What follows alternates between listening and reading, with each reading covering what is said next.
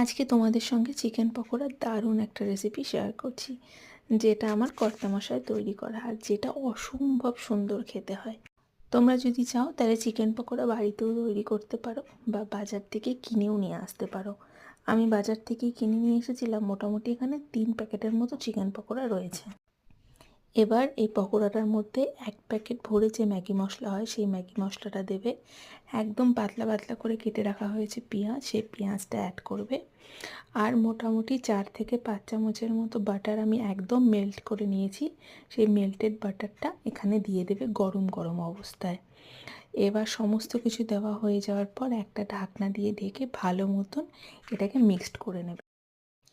তোমরা যদি চাও এর মধ্যে অল্প একটু ধনেপাতা কুচি আর একদম ছোট ছোট করে কেটে রাখা লঙ্কা কুচিও দিতে পারো, তাহলে স্বাদটা দারুণ লাগবে। তার সাথে অল্প একটু চাট মশলা অ্যাড করে দেবে। সমস্ত কিছু ভালো মতন ঝাঁকিয়ে নেওয়ার পর এবার দেখবে পুরোপুরি চিকেনের গায়ে আর যে পেঁয়াজগুলো রয়েছে সমস্ত কিছুর মধ্যে সেই যে একটা পাতলা বাটার আর সেই ম্যাগি মশলার কোটিংটা আছে সেটা লেগে থাকবে। এটা বিকেলে চায়ের সাথে খেতে যে এত দারুণ লাগে আমি তোমাদের বলে বোঝাতে পারবো না। তোমরা এটা যদি কোনোদিনও ট্রাই না করে থাকো, একবার ট্রাই করো, কারণ এই রেসিপিটা স্পেশালি আমার কর্তামশায়ের, যেটা খেতে দুর্দান্ত।